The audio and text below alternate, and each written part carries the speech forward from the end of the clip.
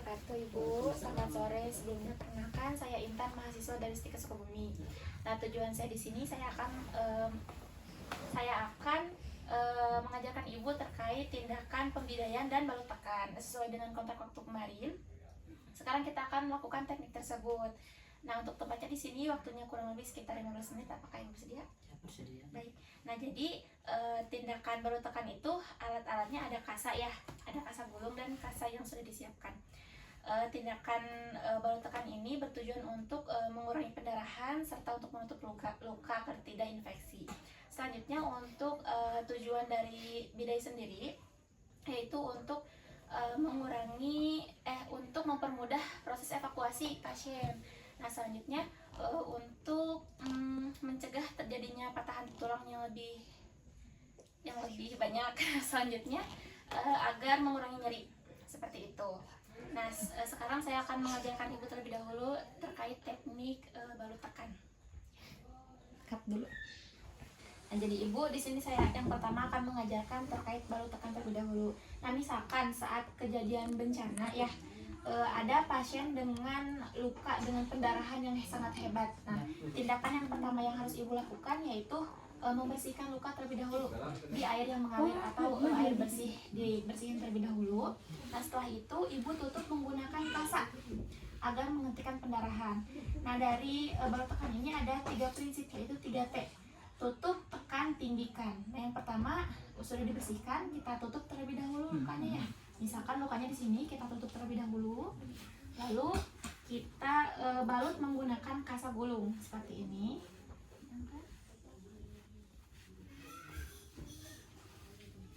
Ada pakai betadine nih? Enggak Ibu, Oh, enggak pakai betadine, enggak pakai apa-apa. Dibersihin aja langsung tutup ya. Ini udah dibalut, lalu digunting. Nah, kalau misalkan ini kan ada 2 teknik ya, bisa pakai ada yang langsung di tali, ada yang pakai plester.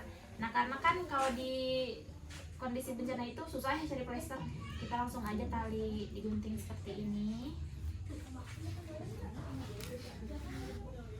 biar lebih praktis. Nah, nalinya posisinya nggak boleh di tengah-tengah ya, harus di samping. Kena luka nah. Iya. Prinsipnya nggak boleh terlalu kuat, nggak boleh terlalu keras, juga nggak boleh terlalu longgar biar nggak copot. Sedang. Nah, kan ini udah ditekan, udah dibalut, lalu ditinggikan. Nah, kalau posisinya lagi duduk kayak gini, ditinggiinnya 10 sampai 15 derajat aja. Nah, kalau misalkan posisinya lagi terlentang atau berbaring, diangkatnya seposisi jantung, seatas jantung seperti itu. Nah, ini balut tekan ya, Ibu paham? Udah. Nah, sekarang kita akan melanjutkan ke pembidayaan. Nah, misalkan di sini itu ada patah tulang. Nah, patah tulang itu ada 2, ada terbuka sama tertutup. Kalau yang terbuka itu yang kelihatan, yang tulangnya keluar, yang menonjol. Kalau yang tertutup itu kan nggak kelihatan ya. Nah, tekniknya kita harus mencari tahu dulu apakah ini ada patah tulang atau enggak. Nah, kita cek dulu di sini apakah ada memar atau enggak. Terus kita pegang, kalau misalkan ada bunyi krek berarti itu ada patah tulang. Nah, prinsip pembedaan juga ada 2, ada yang patah tulang, ada yang dislokasi atau misalah ya. Nah, kalau misalkan patah tulang itu harus dibidainya melewati 2 sendi, sendi lutut sama sendi kaki sebelah sini, karena yang patahnya sebelah sini. Nah, kalau misalkan dislokasi atau misalah, kan ini yang kegilirnya, berarti harus melewati 2 tulang, tulang ini sama tulang ini yang sakitnya seperti itu.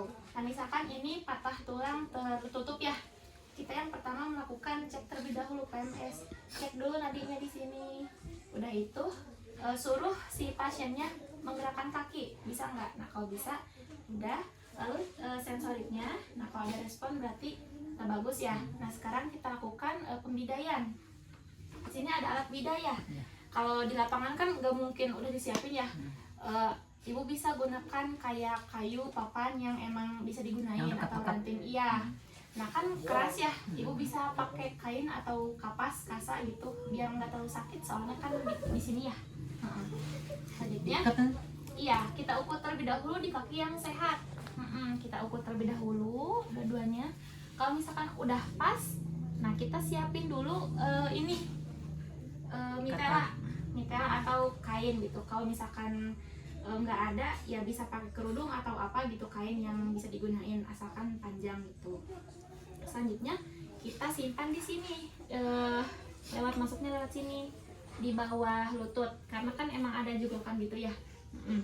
Lalu ditarik ke sebelah sini ke bawah, jangan sampai kakinya ngangkat soalnya kan lagi patah. Selanjutnya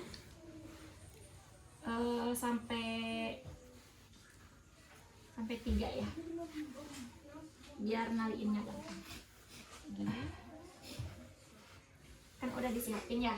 Selanjutnya kita pisah, kita ambil lagi kan udah diukur. Nah kita pindahin ke yang sakitnya sini karena tadi kan udah diukur.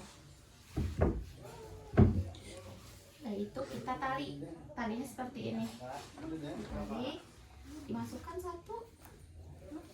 Nah usahain jangan terlalu kenceng, jangan terlalu longgar juga biar nggak mudah lepas. Terus posisi penalinya harus di samping seperti ini bu. Tali.